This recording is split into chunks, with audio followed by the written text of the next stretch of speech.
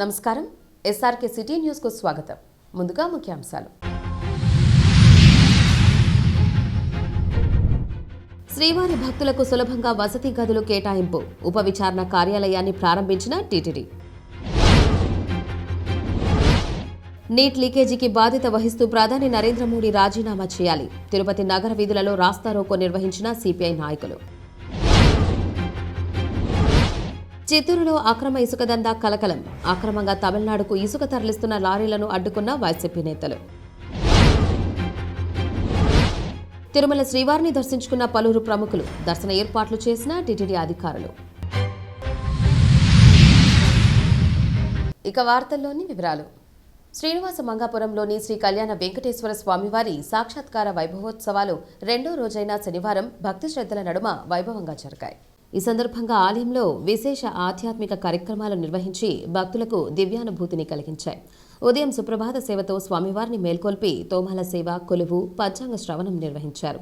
అనంతరం ఉదయం 9:30 నుండి 11 గంటల వరకు కళ్యాణ మండపంలో ఉత్సవమూర్తులకు పాలు, పెరుగు, తేనె, పసుపు, చందనం, కొబ్బరి నీరు, వివిధ రకాల పండ్ల రసాలతో శాస్త్రోక్తంగా స్నపన తిరుమంజనం నిర్వహించారు.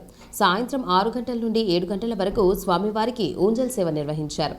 అనంతరం రాత్రి 8 గంటల నుండి 9 గంటల వరకు హనుమంత వాహనంపై స్వామివారు విచ్చేసి భక్తులకు దివ్య దర్శనమిచ్చి అనుగ్రహించారు. ఈ సందర్భంగా హిందూ ధర్మ ప్రచార పరిషత్, అన్నమాచార్య ప్రాజెక్టు ఆధ్వర్యంలో నిర్వహించిన భక్తి, సంగీత, ఆధ్యాత్మిక కార్యక్రమాలు భక్తులను విశేషంగా ఆకట్టుకున్నాయి. ఈ కార్యక్రమంలో special grade Deputy EO Varalakshmi, MEO Gopinath, superintendent Harikrishna, temple ఇన్స్పెక్టర్లు మునికుమార్, ధనశేఖర్, ఇతర అధికారులు, శ్రీవారి సేవకులు అధిక సంఖ్యలో భక్తులు పాల్గొన్నారు. తిరుమల రెండో ఘాట్ రోడ్లో ఆదివారం ప్రమాద ఘటన చోటు చేసుకున్నాయి. హైదరాబాద్కు చెందిన 5 భక్తులు ఒక కారులో తిరుమల శ్రీవారి దర్శనార్థం బయలుదేరారు. ఈ క్రమంలో రెండో ఘాట్ రోడ్లోని లింక్ రోడ్డు సమీపానికి చేరుకోగానే కారు అదుపు తప్పి రోడ్డు పక్కనున్న రక్షణ గోడను బలంగా ఢీకొని బోల్తా పడింది. ఈ ప్రమాదంలో కారు తీవ్రంగా దెబ్బతిన్నప్పటికీ అందులోని భక్తులందరూ అదృష్టవశాత్తు స్వల్ప గాయాలతో ప్రాణాపాయం నుండి బయటపడ్డారు. ప్రమాదం జరిగిన వెంటనే ఘాట్ రోడ్ భద్రతా సిబ్బంది మరియు స్థానికులు అక్కడికి చేరుకుని క్షతగాత్రులను సురక్షితంగా బయటకు తీశారు. ప్రమాదం కారణంగా ఘాట్ రోడ్ మార్గంలో కాసేపు భారీగా వాహనాలు నిలిచిపోయి ట్రాఫిక్ తీవ్ర అంతరాయం ఏర్పడింది. రంగంలోకి దిగిన ఘాట్ రోడ్ భద్రతా సిబ్బంది క్రేన్ సహాయంతో ప్రమాదానికి గురైన కారును పక్కకు తొలగించారు. అనంతరం వాహనాల రాకపోకలను క్రమబద్ధీకరించి ట్రాఫిక్ ను పూర్తిగా పునరుద్ధరించారు. ఘాట్ రోడ్లో ప్రయాణించే భక్తులు మలుపుల వద్ద అప్రమత్తంగా ఉండాలని, వేగ పరిమితిని పాటించాలని అధికారులు విజ్ఞప్తి చేస్తున్నారు. చిత్తూరు నగర శివార్ల నుంచి పొరుగు రాష్ట్రమైన తమిళనాడుకు యథేచ్ఛగా సాగుతున్న అక్రమ ఇసుక రవాణా దందా కలకలం రేపింది. చిత్తూరు నుండి చెన్నైకు భారీగా ఇసుకను తరలిస్తున్న ముఠాను వైఎస్ఆర్ కాంగ్రెస్ పార్టీ నాయకులు రెడ్ హ్యాండెడ్గా పట్టుకున్నారు. స్థానిక వివరాల ప్రకారం చిత్తూరు నగర శివారు ప్రాంతమైన పూనేపల్లి క్రాస్ వద్ద గత కొద్ది రోజులుగా పెద్ద ఎత్తున ఇసుకను అక్రమంగా నిల్వ చేస్తున్నారని, అక్కడి నుంచి రాత్రింబవళ్లు జేసీబీల సాయంతో భారీ లారీల్లోకి లోడ్ చేసి చెన్నైకు తరలిస్తున్నారు. స్థానిక ప్రజల అవసరాలకు ఇసుక దొరకకుండా చేస్తూ కోట్ల రూపాయల విలువైన ప్రభుత్వ సంపదను కొల్లగొడుతూ స్థానిక వ్యక్తి ఈ నయా దందాను నడిపిస్తున్నట్లు వైసీపీ నేతలు ఆరోపించారు. లారీలకు ఇసుక లోడ్ చేస్తున్న సమయంలోనే వారు దాడులు నిర్వహించి రవాణాను అడ్డుకున్నారు. అనంతరం లారీలను సీజ్ చేశారు. ఈ సందర్భంగా విజయానందరెడ్డి మాట్లాడుతూ, ఎన్నో రోజుల నుంచి ఇక్కడ ఇసుక దందా బహిరంగంగా సాగుతున్నా అధికారులు పట్టించుకోకపోవడం దారుణమని అన్నారు. ఈ అక్రమాలపై మైనింగ్ మరియు పోలీస్ అధికారులకు తమ పార్టీ నాయకులు అనేక మార్లు ఫిర్యాదు చేసినా ఎలాంటి స్పందన లేదని, అందుకే తామే స్వయంగా రంగంలోకి దిగాల్సి వచ్చిందని స్పష్టం చేశారు. ఇలాంటి అక్రమ దందాల వల్ల ప్రభుత్వానికి చెడ్డ పేరు వస్తోందని ఆయన మండిపడ్డారు. ఇప్పటికైనా మైనింగ్ అధికారులు, చిత్తూరు జిల్లా కలెక్టర్ తక్షణమే స్పందించి ఈ ఇసుక అక్రమ రవాణాపై పూర్తిస్థాయి విచారణ జరపాలని, ఈ దందా వెనుక ఎంతటి అండదండలు ఉన్నా సరే బాధ్యులపై కఠిన చర్యలు తీసుకోవాలని డిమాండ్ చేశారు. గత కొన్ని నెలలుగా ఇక్కడ యథేచ్ఛగా ఇసుక అనేది రోజుకు 20 లారీలు, సునాయాసంగా రోజుకు 20 లారీలు వెళ్ళిపోతుంది. ఏమాత్రం భయం అనేది లేకుండా పట్టపగలే ఇప్పుడు లోడ్ చేసే పరిస్థితికి వచ్చారు. అదేవిధంగా ఇక్కడ ఒక లారీ లోడింగ్కు రెడీగా ఉంది. లోడ్లు చేయడానికి జేసీబీ కూడా రెడీగా ఉంచుకున్నారు ఇటుపక్క. అదేవిధంగా దీనికి వెనక పక్క ఇంకో డంపు పెట్టుకున్నారు. అక్కడ 3 లారీలు అక్కడ హోల్డ్ చేసుకో.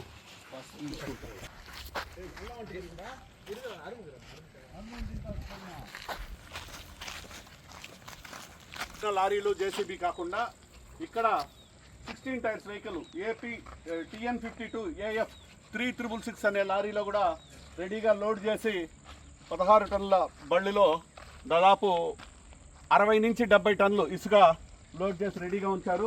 అదేవిధంగా లోడ్ చేసేసి పట్టాల గిట్టాలన్నీ కూడా కట్టేసి పైన 4 ఇసుక బస్తాలు పెట్టేసి వరుసగా లోడ్ చేయడానికి రెడీగా ఉంచారు. ఈ వెహికల్ నెంబర్ వచ్చేసి వెహికల్ నెంబర్ ఎంతది నంబర్ లేదా టిఎన్ మాత్రమే ఉంది. టిఎన్ 5263 ఏఈ 6383 అనే వెహికల్లో 16 టైర్ వెహికల్. దీంట్లో కూడా ఫుల్గా లోడ్ చేసి ఆ పట్టాలు ఓపెన్ చేయండి. పట్టాలు లాగు ఈ పట్టాలు అట్లే లాగి వదులు, వెనకాల లాగి వదిలితే ఫ్రీగా వస్తుంది. లేపు లాగు, పైకి లాగు, చూస్తా ఉండి పైకి లాగే వస్తాడు. లాగు పైకి లాగు.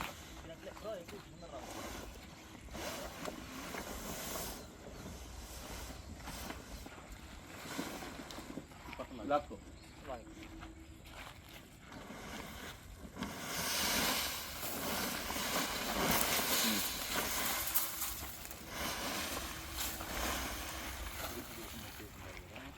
ఇట్లా మొత్తం ఇప్పే ఎంతసేపు అవుతుంది పట్టాలు లోడ్ చేయడం జరిగింది. 688 అనే ఒక 10 వీలర్ లారీ దాదాపు 50 టన్నులు లోడ్ చేసి రెడీగా పట్టా కట్టడానికి సిద్ధంగా ఉంచారు. అంటే ఈ కూటమి ప్రభుత్వానికి సంబంధించినటువంటి ప్రసాద్ చౌదరి అనే వ్యక్తి పగలపూట ట్రాక్టర్లలో ఒక జాగాలో డంప్ చేసి సాయంకాలాల్లో రోజు ఒక 20 నుంచి 25 16 టైర్ల లారీల్లో చెన్నైకి తరలిస్తున్నారు. గత 1.5 సంవత్సరంగా మేము అనేక సార్లు కూడా చెప్పాం, స్థానికంగా ఉన్న వాళ్ళకి అవసరాలు ఉంటాయి, స్థానికంగా ఎంతైనా తీసుకోండి కానీ బయట తరలించొద్దండి. కానీ ఏమాత్రం లెక్క చేయలేదు. కాబట్టి ఈరోజు స్వయానా మేమే వచ్చి వీటన్నిటిని కూడా పట్టుకోవడం జరిగింది. దీని మీద వెంటనే పోలీస్ వాళ్ళు, కలెక్టర్ గారు అందరూ కూడా దీన్ని మైన్స్కు, ఎంవీఐకి, అన్ని డిపార్ట్మెంట్లకు రాసి వెహికల్ అందరినీ సీజ్ చేయాలని నేను కోరుకుంటున్నా. అదేవిధంగా ఇక మీద స్థానికంగా కాకుండా చెన్నైకో బెంగళూరుకో ఎవరైనా తరలించాలని అనుకుంటే ఖచ్చితంగా మేమే వెళ్ళి రైడ్ చేసి పట్టుకుంటామని కూడా తెలియజేస్తున్నాను. తెలుగుదేశం పార్టీ తిరుపతి నియోజకవర్గ నూతన ఇన్ఛార్జిగా నియమితులైన జేబీ శ్రీనివాస్ అవాకులు చవాకులు పేలడం మంచి పద్ధతి కాదని తిరుపతి నియోజకవర్గ వైఎస్ఆర్ కాంగ్రెస్ పార్టీ అధ్యక్షుడు మల్లం రవిచంద్రారెడ్డి హితవు పలికారు. ఈ సందర్భంగా ఆయన మాట్లాడుతూ టీటీడీ నియామకాల్లో జరుగుతున్న అవకతవకలను ఆధారాలతో సహా మీడియా ముందు బయటపెట్టి లోటుపాట్లను సరిదిద్దుకోవాలని వైఎస్ఆర్సీపీ సీనియర్ నేత భూమన కరుణాకర్ రెడ్డి సూచించారని గుర్తు చేశారు. అయితే ఆ అంశాలపై సరైన వివరణ ఇవ్వకుండా జేబీ శ్రీనివాస్ అనవసరపు విమర్శలకు దిగడం తగదని అన్నారు. ఇటీవల జరిగిన మీడియా సమావేశంలో జేబీ శ్రీనివాస్ అసభ్యంగా, హుందాతనం లేకుండా మాట్లాడటం ఆయన దిగజాడు రాజకీయాలకు నిదర్శనమని మల్లం రవిచంద్రారెడ్డి మండిపడ్డారు. నిన్న తాజాగా తిరుపతికి టీడీపీ ఇన్ఛార్జ్ అనే జేబీ శ్రీనివాస్ కొంత ఉన్నవాళ్ళు నిన్న ప్రెస్ మీట్ పెట్టడం సంతోషం, ఇన్ఛార్జ్ ఇచ్చిన దానికి. ఎందుకంటే రౌడీలకు కూడా తిరుపతిలో ఇన్ఛార్జీలు ఇస్తారనేది మాకు కూడా ఈ మధ్య కాలంలో తెలిసింది. రాష్ట్రానికి పరాకాష్ట అతను రౌడీజం ఎలా అయిందంటే బెదిరిస్తే తిరుపతిలో బెదిరిపోతారు, నాయకులు బెదిరిపోతారు అనుకుంటాడు. బ్రహ్మ కంటున్నాడు కళ్ళలో. చీనా మర్చిపోవద్దు, ఇది రాజకీయం. రాజకీయంలో ప్రత్యర్థి ఉంటాడు, విరోధం ఉండరు. నీకు రాజకీయ పదవికి చెందిన వ్యక్తివి, రాజకీయ తెలియని అజ్ఞానివి. నువ్వు ప్రెస్ మీట్ ఎంత పెట్టకపోతే నీకు అంత గౌరవం. నువ్వు పెట్టి నీలో ఉన్న లోపాలను ఎత్తి బయట పెట్టుకోవడం తప్ప. మా నాయకుడు భూమన కరుణాకర్ రెడ్డి ఏమంటావు, ఒక్కసారి ఎమ్మెల్యే పిచ్చోడుగా ఉండేది, 2 పర్యాలు ఎమ్మెల్యే, 2 పర్యాలు టీటీడీ చైర్మన్, 3 పర్యాలు టీటీడీ బోర్డు మెంబర్, 1 పర్యాలు కూడా చైర్మన్. గుర్తుపెట్టుకో, నీకు అది కూడా రాజకీయ అవగాహన లేకుండా ఒకసారి ఎమ్మెల్యే అంటావు. మిగిలింది నీకేమీ తెలియదు. ఏదో ప్రెస్ ముందు కూర్చున్నాను మాట్లాడినావు అనేది కాదు. లౌక్యంగా పెద్దలు గౌరవించేది నేర్చుకో, తిరిగి నీకు ఆ గౌరవం వస్తుంది. నీ ఊరికి నా ఊరు ఎంత దూరం, నా ఊరికి నీ ఊరు అంతే దూరం. అది నువ్వు మర్చిపోయి గారు వేస్ట్ అంటే నీ రౌడీజానికి ఇది ఒక పరాకాష్ట. అంటే నువ్వు వీగిపోతే సమాజం గౌరవిందా? ఇచ్చిన వాళ్ళు లేరా? ఇవ్వరా? నువ్వు ఎక్కడైనా వార్డు మెంబర్గా ఇంతవరకు నిలబడి గెలిచావా? ఒక డిప్యూటీ సీఎంకి లెటర్లు ఇవ్వలేదు, ప్రోటోకాల్ ఇవ్వలేదు అని అడిగితే మాకు ఇవ్వలేదంట. నీకే అర్హత ఉన్నదని ఒక కామన్ మ్యాన్గా భక్తుడిగా నువ్వు పోయి రావచ్చు తప్ప ప్రోటోకాల్ నీకు ఎందుకు ఇస్తారు? ముందని చెప్పయ్యా. నువ్వు డిప్యూటీ సీఎంతో పోల్చుకున్నావంటే నీకు ఎంత రాజకీయ అవగాహన ఉందో మాకు అర్థమవుతుంది. కరుణాకర్ రెడ్డి గారిని ఏదంటే అది మాట్లాడుతున్నావు, చిన్న పెద్ద లేకుండా. ముందు గౌరవించేది నేర్చుకో, తిరిగి గౌరవం వస్తుంది. నువ్వు గౌరవింపది ఎవడు గౌరవం ఇక్కడ కొలిచిన మానితో కొలస్తాల్సిన ఇన్ఛార్జి అయినంత మాత్రాన నల్లగారి సుగుణమతో ఉన్నాడు నీ వెనకలేసుకున్నంత మాత్రాన కూటమి అంటున్నారు. నీ కూటమిలో నీకు ఎన్ని బొక్కలు పెడతారో ముందు సరి చేసుకో. నీకు చెప్పిన వ్యక్తులు నీకు వచ్చినాక మీ పార్టీ వాళ్ళు తిరుపతిలో అనుకున్న మాట ఏం తెలుసా? నువ్వేమేమి పనులు చేసి ఎంత డబ్బులు ఇస్తే ఇన్ఛార్జ్ తెచ్చుకునేవి అంటున్నారు. మీ వాళ్ళే మీ పార్టీలో నీతో వచ్చి కళ్ళవేసేసుకున్నాడు. మాకే చెప్తున్నారు, తిరుపతి అదే అంటున్నారు. నీ కూటమిని నువ్వు సర్దిద్దుకోనైనా ముందు మళ్ళా మమ్మల్ని చూద్దువా? మా పార్టీ ఒకే స్టాండ్. మా నాయకుడు కరుణాకర్ రెడ్డి గారు, అన్నయ్య రెడ్డి గారే. మీలాగా 4 గ్రూపులు లేవు. సుగుణమ్మ గ్రూపు, ప్రణీత్ గ్రూపు, ఇంకొక ఎక్స్ఎమ్మెల్యే గారు గ్రూపు. మాకు ఇన్ని లేవు. ఒకటే గ్రూపు, ఒకటే నాయకులు, ఒకటే సిస్టమ్. నీ వెనకాల ఎంతమంది టీడీపీ వాళ్ళు తిరుగుతున్నారో, కూటమి అని చెప్తాను, నిన్ను ఎంతమంది పొడుస్తున్నారో ముందు తెలుసుకో. దాన్ని చక్క పెట్టుకో. నీ ఇల్లు నువ్వు చక్క పెట్టుకో. నువ్వు మా ఇల్లు చక్క పెట్టేది నీకు అవసరంగా. అవన్నీ మర్చిపోయి అమర్యాదగా మాట్లాడడం, ఉంటోడనడం, మూల కూర్చో అనడం. ఓడిపోయినాడు 62 ఓడిపోయినాడు ఎవడేదా చెప్పండి. అలిష్టా 83లో మీ నాయకుడు ప్రజెంట్ సీఎం చంద్రబాబు గారు ఓడిపోయాడు చంద్రగిరిలో. ఇదే పార్టీ వ్యవస్థాపకుడు ఎన్టీ రామారావు కళాపుత్రులు చిత్తరం దాస్ దగ్గర 89లో ఓడిపోయాడు. ఇదే చిరంజీవి పాలకొల్లో వైఎస్ఎస్ డాక్టర్ దగ్గర ఓడిపోయాడు 2009లో. పవన్ కళ్యాణ్ 2 దిక్కలు నిలబడితే 2 దిక్కల్లో ఓడిపోయాడు. పాపం మీ చిన్నబాబు 19లో ఓడిపోయాడు. ఓటమి గెలుపులు సాధ్యం.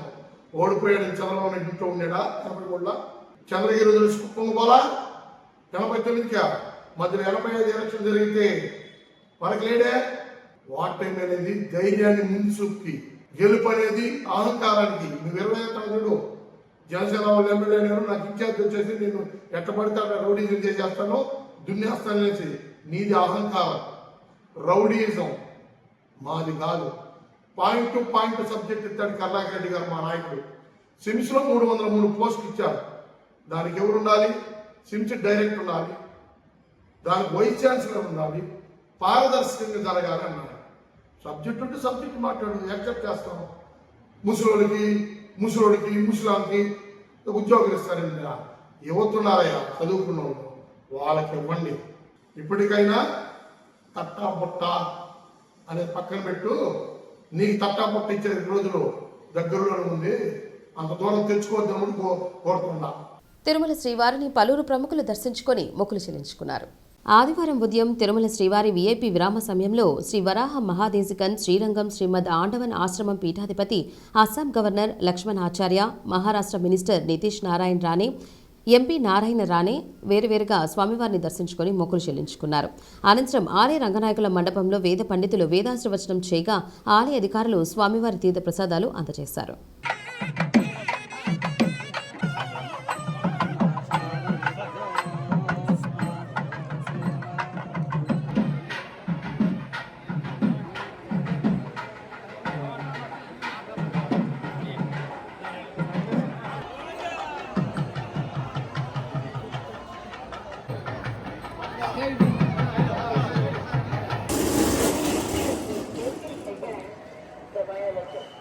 ತಿರುಮಲ ಕ್ಷೇತ್ರದಲ್ಲಿ ರಾಜಕೀಯ ಭಾಷಣ ಮಾಡುವುದು ಮತ್ತು ಆಕ್ಷೇಪ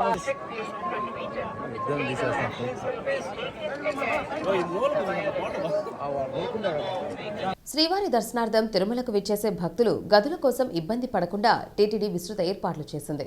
గతంలో సీఆర్ఓ వద్ద గదుల కోసం భక్తులు గంటల కొద్దీ వేచి ఉండే విధానాన్ని మార్పు చేస్తూ భక్తుల అవస్థలు, సమయాన్ని దృష్టిలో ఉంచుకొని ఉపవివరణ కార్యాలయాల ద్వారా గదులు కేటాయించే విధానాన్ని అమలు చేస్తోంది. భక్తులు ముందుగా తిరుమలలోని కేంద్రీయ విచారణ కార్యాలయం వద్ద రిజిస్ట్రేషన్ చేసుకోవాల్సి ఉంటుంది. ఉదయం 5 గంటల నుండి సిఆర్ఓ కార్యాలయం తెరుచుకుంటుంది. గదులు అందుబాటులో ఉన్నంత వరకు సులభంగా రిజిస్ట్రేషన్ చేసుకోవచ్చు. భక్తులు క్యూలైన్లో నిలబడి తమ వంతు వచ్చిన తరువాత రిజిస్ట్రేషన్ కౌంటర్ వద్ద తమ ఒరిజినల్ ఆధార్ కార్డ్ లేదా జిరాక్స్ కాపీని తీసుకువెళ్లి ఫోన్ నంబర్ వివరాలు తెలియజేసి రిజిస్ట్రేషన్ చేసుకోవాల్సి ఉంటుంది. ఫేస్ రికగ్నైజేషన్ సిస్టమ్ ద్వారా రిజిస్ట్రేషన్ చేయడం జరుగుతుంది. కౌంటర్ వద్ద 2 కేటగిరీలకు సంబంధించిన గదుల్లో తమకు నచ్చిన కేటగిరీని ఎంచుకోవచ్చు. ఏ కేటగిరీలో ₹50, ₹100 గదులు, బి కేటగిరీలో ₹1000 గదులు ఉంటాయి. ఈ ప్రక్రియ పూర్తి కాగానే భక్తులకు ఒక అక్నాలెడ్జ్మెంట్ స్లిప్ కేటాయించబడుతుంది. క్యూ లైన్ల వద్ద భక్తులకు ఇబ్బందులు తలెత్తకుండా తాగునీరు, అన్నదానం, మరుగుదొడ్లు వంటి సదుపాయాలు అందుబాటులో ఉంటాయి. పోలవరం జాతీయ ప్రాజెక్టు నిర్మాణం, నిధుల సాధనపై Rayalaseema intellectual forum coordinator Purushottam Reddy కీలక వ్యాఖ్యలు చేశారు. తిరుపతి ప్రెస్ క్లబ్లో ఆదివారం ఏర్పాటు చేసిన మీడియా సమావేశంలో ఆయన మాట్లాడుతూ పోలవరం ప్రాజెక్టు విషయంలో గత ప్రభుత్వాల తీరును, వైఎస్ఆర్ కాంగ్రెస్ పార్టీ సాధించిన విజయాలను సుదీర్ఘంగా వివరించారు. ఈ మధ్యకాలంలో 2-3 రోజులుగా తెలంగాణ రాష్ట్రంలో జరుగుతున్నటువంటి రాజకీయ ప్రతివ్యూహాల్లో ఆంధ్రప్రదేశ్లో కీలకమైనటువంటి అంశం చర్చనీయాంశం అవుతుంది. అది పోలవరం ప్రాజెక్టు, పట్టిసీమ ఎత్తిపోతల పథకం. తెలంగాణ రాష్ట్రంలో అధికారంలో ఉన్నటువంటి కాంగ్రెస్ పార్టీ ప్రభుత్వాన్ని వ్యతిరేకించే క్రమంలో వాళ్ళకున్న కాళేశ్వరం ప్రాజెక్టు, మేడిగడ్డ రిజర్వాయరు, వీటికి సంబంధించిన అంశాలు చర్చిస్తూ ఆంధ్రప్రదేశ్లో పట్టిసీమ ఉంది కాబట్టి బాగా నీళ్లు తీసుకోగలుగుతున్నారు గోదావరి నుంచి అనే మాట తెలంగాణ వాళ్ళు అనడం, దానికి కొనసాగిగా ఆంధ్రప్రదేశ్లో పట్టిసీమ చుట్టూనే మొత్తం సమస్య పరిష్కారం అయిపోయినట్టు, పట్టిసీమే ఒక అద్భుతమైన ప్రయోగం అయినట్టుగా ప్రభుత్వాన్ని సమర్థించే వాళ్ళు చెప్తున్నారు. పట్టిసీమను సమర్థించడం, వ్యతిరేకించడం అనే దానికన్నా పోలవరం ప్రాజెక్టు కన్నా పట్టిసీమే ప్రధానమైనట్టుగా చర్చనీయాంశం కావడం ఇక్కడ ఆందోళనకర అంశం. అందుకనే ప్రభుత్వం దృష్టికి, సమాజం దృష్టికి కొన్ని వాస్తవాలు చెప్పడం ఈ మీడియా సమావేశం యొక్క ఉద్దేశం. దాదాపు 1500 కోట్లు ఖర్చు పెట్టారు. ఎడమ కాలువకు కూడా విశాఖపట్నం వరకు వెళ్తుంది. దానికి పురుషోత్తపట్నం అని లిఫ్ట్ పేరు పెట్టి దాదాపు 1600 కోట్లు ఖర్చు పెట్టారు. యాతావాత ఉభయ కాలువలకి, లిఫ్టులకి 3000 పైచిలు కోట్ల రూపాయలు 14 నుంచి 19 వరకు తెలుగుదేశం ప్రభుత్వం ఖర్చు పెట్టింది. ఇంతకుముందు నేను ప్రస్తావించినట్టు కుడి ఎడమ కాలువలకు పోలవరం ప్రాజెక్టు పూర్తయితే ఖర్చు లేకుండా గ్రావిటీతో నీళ్ళు వస్తాయి. నిజానికి 3000 పైచిలుకు కోట్ల రూపాయలని ఆ 14 నుంచి 19 లోపలే పోలవరం మెయిన్ ప్రాజెక్ట్ నిర్మాణానికి కానీ శ్రద్ధ పెట్టి ఉంటే, నిర్వాసితులకు కొంత క్లియర్ చేసి ఉంటే మొదటి దశ తెలుగుదేశం పీరియడ్లోనే పూర్తి అయిపోయింది. ఇక్కడ ఆ ప్రయత్నం చేయకుండా దాన్ని ఆలస్యం చేసి ఈ మధ్యకాలంలో తాత్కాలిక ప్రయోజనాల పేరుతో పట్టిసీమను తీసుకొచ్చి అదే మొత్తం సమస్య పరిష్కారంగా మాట్లాడుతున్నారు. పట్టిసీమకు కొన్ని పరిమితులు ఉన్నాయి. ఎందుకంటే పట్టిసీమ అంటే కుడి కాలువ ద్వారా ఇబ్రహీంపట్నం, ఏదైతే ప్రకాశం బ్యారేజ్ ఎగువ భాగాన ఉందో ఇబ్రహీంపట్నం దగ్గర గోదావరి నీళ్లను కలుపుతారు కృష్ణలో. ఇక్కడ మనం గమనంలో పెట్టుకోవాల్సింది, ఇది తాత్కాలిక ప్రాజెక్టు, పరిమితులు ఉన్న ప్రాజెక్టుని ఎందుకు అంటున్నానంటే, మన కృష్ణానది శ్రీశైలం నుంచి నాగార్జున సాగర్ నుంచి పులిచింతల నుంచి ప్రకాశం, అక్కడి నుంచి బంగాళాఖాతంలో అంశల దీవి దగ్గర కలిసిపోతుంది కృష్ణానది. కృష్ణకు వరదొచ్చే సమయంలో కానీ గోదావరి వరదొస్తే పట్టిసీమ పని చేయదు, పని చేయాల్సిన అవసరం కూడా లేదు. ఎందుకంటే అప్పుడు జూన్, జూలై, ఆగస్టు ప్రాంతంలో అన్ని నదులు ప్రవహిస్తాయి, గోదావరి, కృష్ణ. కృష్ణానది ప్రవహిస్తున్నప్పుడు ప్రకాశం బ్యారేజ్ నుంచి ఆ నీళ్ళే పోతా ఉన్నప్పుడు మళ్ళీ గోదావరి నీళ్ళు తీసుకొచ్చి ఆడ పోస్తే ఏమవుతుంది, 2 నీళ్ళు పోసి సముద్రంలో పోస్తారు. కాబట్టి కృష్ణలో ప్రవాహం లేనప్పుడే పట్టిసీమ ప్రయోజనకరం. పోలవరం ప్రాజెక్టు నేషనల్ ప్రాజెక్ట్, దాన్ని రాష్ట్ర ప్రభుత్వం ఎగ్జిక్యూటివ్ బాధ్యత తీసుకోవడం పెద్ద బ్లండర్. ఎందుకంటే జాతీయ ప్రాజెక్టుగా కేంద్ర ప్రభుత్వం నిర్మించి మనకి ఇవ్వాల్సిన ప్రాజెక్ట్ని రాష్ట్ర ప్రభుత్వం తీసుకోవడం పొరపాటు. రెండో పొరపాటు చేసింది ఏంటంటే, రాష్ట్ర ప్రభుత్వం మొదట నిధులు ఖర్చు పెట్టి ఆ తర్వాత కేంద్రాన్ని అడుక్కోవడం. ఒక సందర్భంలో దేవినేని ఉమామహేశ్వరరావు గారు అన్నారు, మేము ఎంత కష్టపడుతున్నా మా కమిట్మెంట్ ఏంటంటే, ఈరోజు ఫైల్ సంఖలో పెట్టుకొని, సాధారణ భాషలో చెప్పాలంటే సంఖలో పెట్టుకొని ఢిల్లీ చుట్టూ తిరుగుతున్నాము డబ్బులు తీసుకోవడం కోసం. ఎందుకు ఆ కర్మ? వాళ్ళు నిర్మించి మనకి ఇవ్వాల్సిన ప్రాజెక్ట్ని మనం తీసుకోవడం ఒక పొరపాటు. తీసుకొని ఎగ్జిక్యూటివ్ చేసే క్రమంలో కనీసం ముందస్తుగా అడ్వాన్స్గా డబ్బులు లేనని కేంద్రాన్ని అడగకుండా రాష్ట్ర బడ్జెట్ నుంచి కేటాయించి మళ్ళీ ఢిల్లీ చుట్టూ తిరుగుకోవడం వల్ల నిధుల సమస్య వచ్చింది. కానీ వైఎస్ జగన్మోహన్ రెడ్డి గారు 2023 తన అధికారంలో ఉన్నప్పుడు కేంద్రాన్ని ఒక విజ్ఞప్తి చేశాడు, సాధించాడు. అదేంటంటే, ఇది నేషనల్ ప్రాజెక్ట్ కాబట్టి మాకు ముందుగానే అడ్వాన్స్ ఇవ్వాలి. మొదటి దశ పూర్తి కావడానికి 135 అడుగుల ఎత్తులో నీళ్లు పెట్టే విధంగా మొదటి దశ పూర్తి కావడానికి నిర్వాసితులకు అయ్యే ఖర్చు దాదాపు 12,000 కోట్ల రూపాయలు అవుతుందని అంచనా వేసి, ఈ 12,000 కోట్ల రూపాయలని మాకు అడ్వాన్స్గా ఇవ్వండి అని కేంద్రాన్ని అడిగి ఒప్పించారు. కేంద్రం 2023 subject to correction June July అనుకుంటాను. కేంద్ర కేబినెట్ ఆమోదించింది ఇన్ అడ్వాన్స్ 12,000 కోట్ల రూపాయలు. ఇది జగన్ గారి ప్రభుత్వం సాధించినటువంటి మంచి ప్రయత్నం. కాబట్టి పోలవరం పూర్తయిపోతుంది కాబట్టి రాయలసీమలో దాన్ని చూస్తూ ఉంటే రాయలసీమకు న్యాయం జరగదు. కాబట్టి రాయలసీమకు న్యాయం జరగాలంటే పోలవరం పూర్తయి కేంద్ర డబ్బులతో చేయండి, రాష్ట్ర నిధులతో రాయలసీమ ప్రాజెక్టులకి నిధులు కేటాయించండి. ఒక గాలేరు నగర్ కావచ్చు, హంద్రినివా కావచ్చు, రాయలసీమ లిఫ్ట్ ఇరిగేషన్ కావచ్చు, గుండ్రేవుల ప్రాజెక్టు కావచ్చు, సిద్ధేశ్వరం కావచ్చు, ఇతర ప్రాజెక్టులన్నీ కూడా పూర్తి చేస్తే అప్పుడు పోలవరం ప్రాజెక్టు నీళ్లు కృష్ణా డెల్టాకు వచ్చేస్తాయి.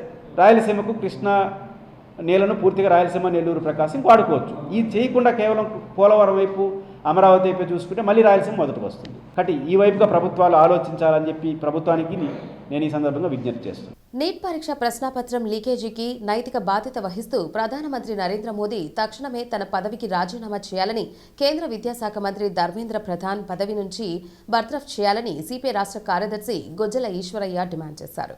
నీట్ అక్రమాలకు వ్యతిరేకంగా ఆదివారం తిరుపతి నగరంలోని బారాగపట్టణ సిపిఐ కార్యాలయం నుండి పద్మావతి పార్క్ కూడలి వరకు సిపిఐ నాయకులు, కార్యకర్తలు భారీ నిరసన ర్యాలీ నిర్వహించారు. అనంతరం కూడలి వద్ద నడి రోడ్డుపై బైఠాయించి రాస్తారోకో చేపట్టారు. ఈ సందర్భంగా గుజ్జల ఈశ్వరయ్య మాట్లాడుతూ దేశంలో విద్యారంగాన్ని ప్రక్షాళన చేయాలని, నీట్ పరీక్ష అక్రమాలను వెలికి తీయాలని డిమాండ్ చేస్తూ ఢిల్లీలోని జంతర్ మంతర్ వద్ద ప్రముఖ పర్యావరణవేత్త, సైంటిస్ట్ సోనం వాంగ్చుక్ 19 రోజులుగా ఆమరణ నిరాహార దీక్ష చేస్తున్నా కేంద్ర ప్రభుత్వం నిమ్మకు నీరెత్తినట్లు వ్యవహరించడం దుర్మార్గమని అన్నారు. దేశవ్యాప్తంగా విద్యార్థులు, మేధావులు, వివిధ రంగాల ప్రముఖులు ఇంత పెద్ద ఎత్తున ఆందోళన చేస్తున్నప్పటికీ ప్రధాని మోదీ కనీసం ఒక్క మాట కూడా మాట్లాడకపోవడం దేశ ప్రజల దౌర్భాగ్యమని మండిపడ్డారు. మణిపూర్లో మహిళలపై దారుణాలు జరిగినా, రామాలయంలో 200 కోట్ల దొంగతనం జరిగినా ఇప్పుడు సోనం వాంగ్చుక్ ఆందోళన చేస్తున్నా ప్రధాని మోదీ మౌనం వహించడం ఆయన తీవ్రంగా తప్పుపట్టారు.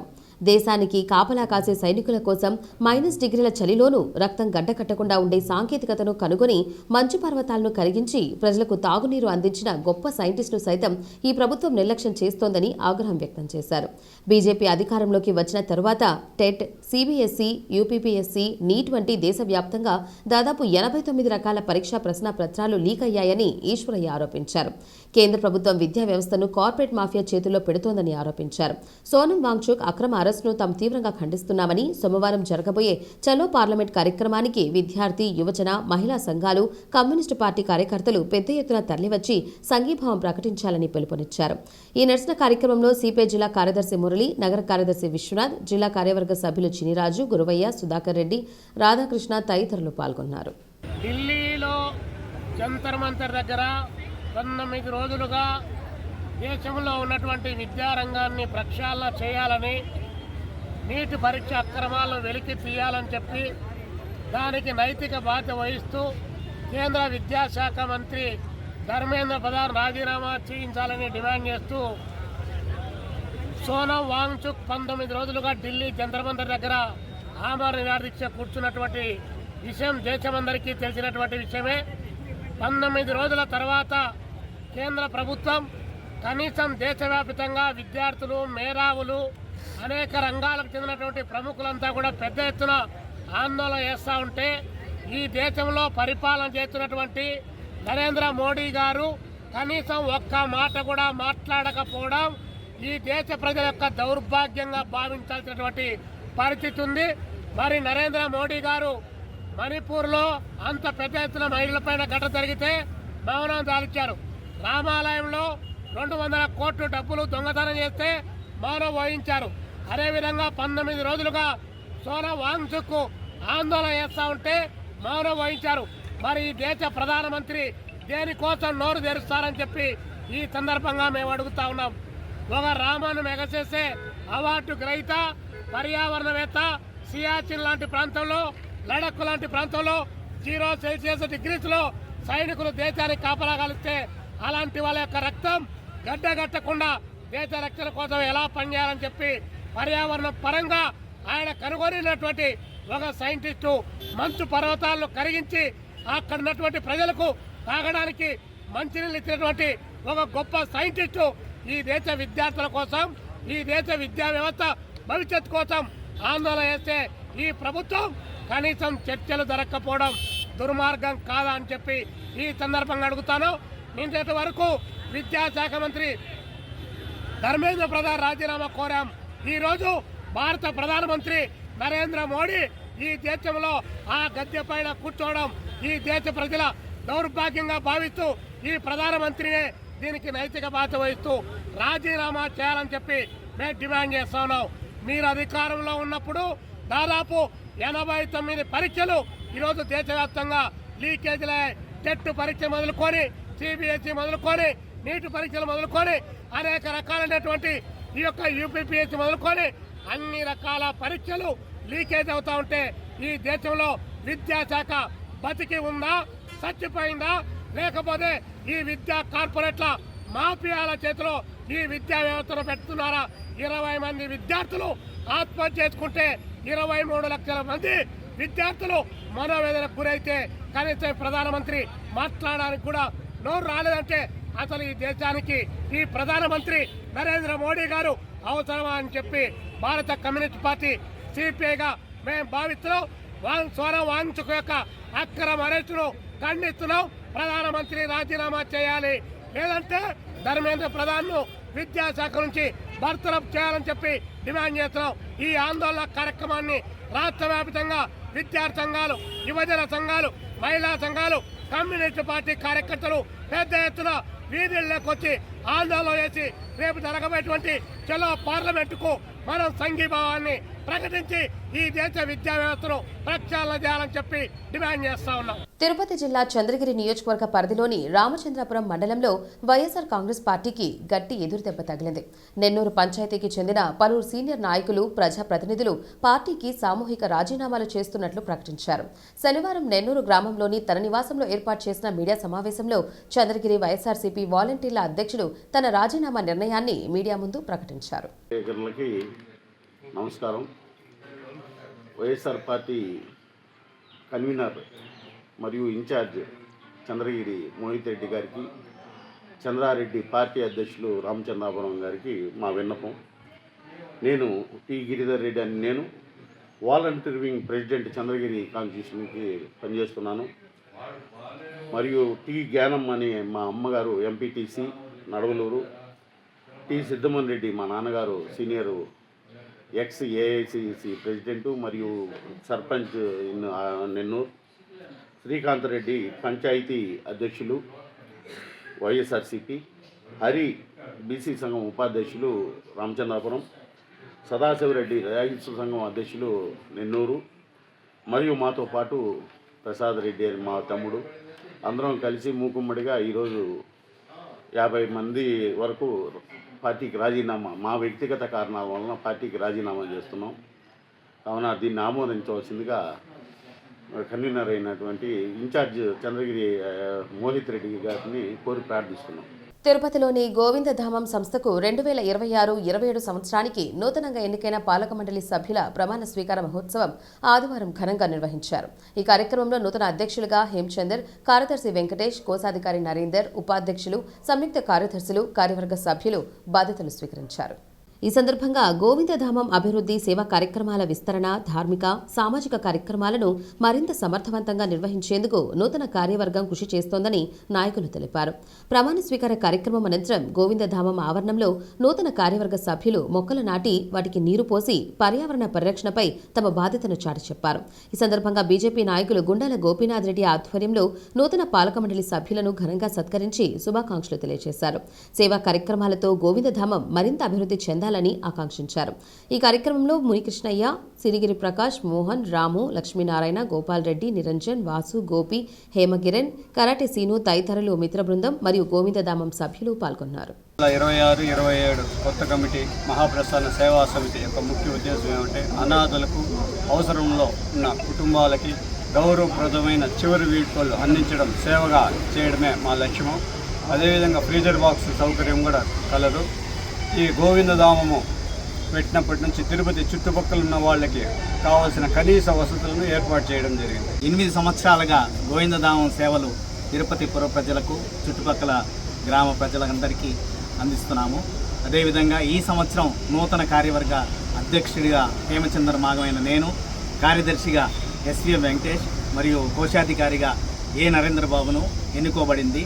ఈ సంవత్సరం కూడా మేము ఈ పుర ప్రజలకు సేవా కార్యక్రమాలు, ఇలాంటి దహన సంస్కారాలు గౌరవవంతంగా చేయాలనే ఉద్దేశంతో మేము ఈ బాధ్యతను తీసుకోవడం జరిగింది.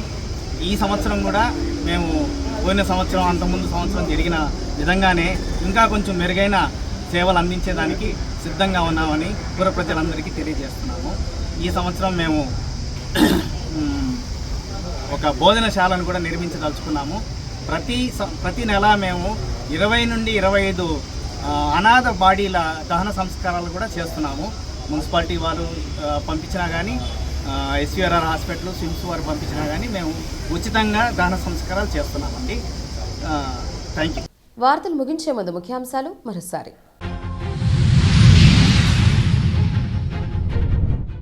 శ్రీవారి భక్తులకు సులభంగా వసతి గదులు కేటాయింపు, ఉప విచారణ కార్యాలయాన్ని ప్రారంభించిన టీటీడీ. నీట్ లీకేజీకి బాధ్యత వహిస్తూ ప్రధాని నరేంద్ర మోడీ రాజీనామా చేయాలి. తిరుపతి నగర వీధులలో రాస్తారోకో నిర్వహించిన సిపిఐ నాయకులు. చిత్తూరులో అక్రమ ఇసుక దందా కలకలం. అక్రమంగా తమిళనాడుకు ఇసుక తరలిస్తున్న లారీలను అడ్డుకున్న వైసీపీ నేతలు. తిరుమల శ్రీవారిని దర్శించుకున్న పలువురు ప్రముఖులు. దర్శన ఏర్పాట్లు చేసిన టీటీడీ అధికారులు. ఈ వార్తలు ఇంతటితో సమాప్తం. నమస్కారం.